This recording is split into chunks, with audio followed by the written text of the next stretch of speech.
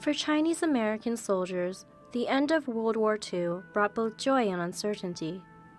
The defeat of Japan made the men especially happy. Many of them were present on August 22, 1945, when Japanese delegates signed surrender papers at Zhejiang Airfield. There was never such a unity between locals, Chinese soldiers, and American soldiers as when the war ended. But would these bonds last in America?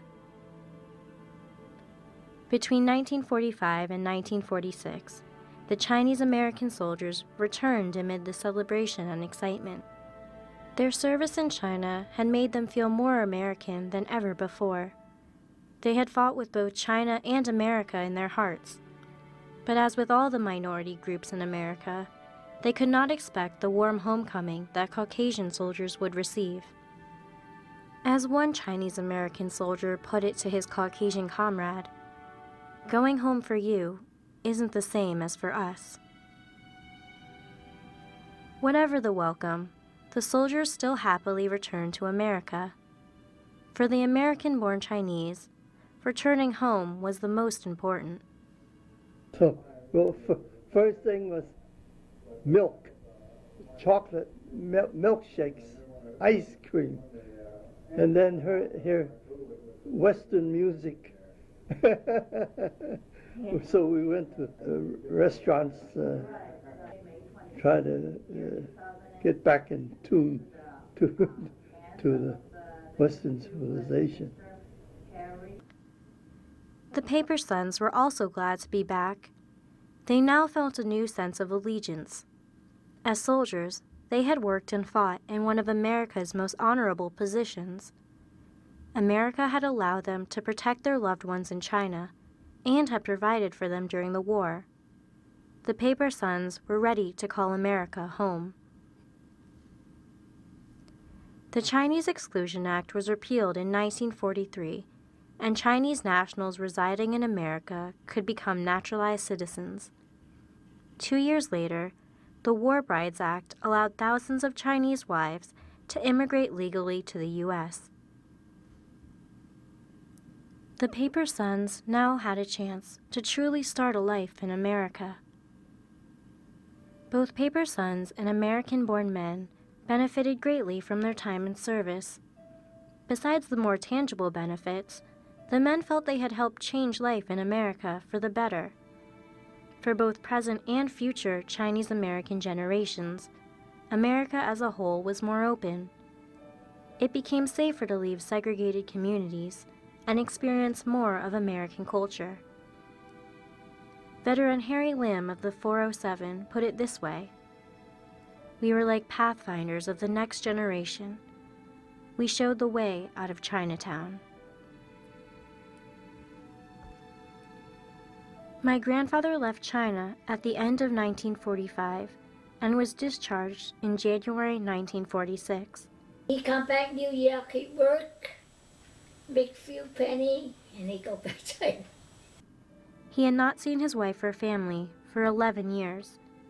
Their last communication had been a letter from him, notifying them that he had joined the army. My grandmother and grandfather decided to go to America to start their life together. That time China's very bad. Anybody very poor. Work every day. You have no water like that, no hot water, no that. You have a bad food to walk. And I come to America. Better for the children too. They settled in the Bronx, where they were the only Chinese people in the community. There, they started their own laundry business and raised 3 daughters. Conditions in America were now good enough for a Chinese man to want to start a family, good enough to move out of Chinatown. Chinese people assimilated into American culture more easily, but discrimination was by no means gone. We landed up sort of living in the laundry, in the store, and it happened to be 2 stores, but we lived in the laundry. And I have a feeling that that was probably the case for many Chinese that lived outside of Chinatown, because people would not rent an apartment to you at the time. Throughout it all, my grandfather remembered his Army days fondly. As veterans, he and the New York members of his unit kept their volleyball team alive. They played in the Chinatown League and were known by everyone as the 1157, the American Veteran Group. The soldiers of the 14th Air Service Group made lasting friendships. Throughout their lives, they have stayed in contact.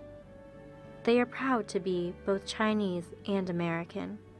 I'm proud of being a Chinese, even though I'm a Chinese American. I'm proud of it. I'm proud of my father, who came over as a paper son. I'm proud. I try to more or less show that. Yeah, I'm proud of my unit too. My grandfather was always proud of our family and their accomplishments, but I wish I could have told him how proud I am of him. Learning about his story has made my fading memories of him come alive again. He cherished his Army experiences throughout his life. He wasn't in the condition to talk to me about them, but he didn't have to. Serving for America changed everything for him, and his experience certainly helped shape me. Though he lived what most would call a modest life, he made that life for himself, with just his wife to help him. He did well. I'd like to think that, in this picture, he knew what good there was to come.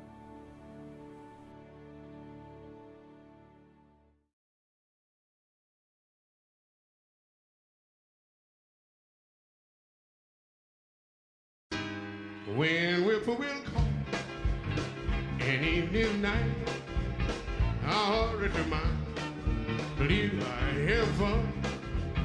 Yes, I did it right. You finally hit a bright light that leads you to mine. Believe I have fun. You find a smiling face, how you think, oh, the road. All the nest, that nest where the road is believe. Just monitoring me, and a baby makes three. We have in mind, believe I have fun.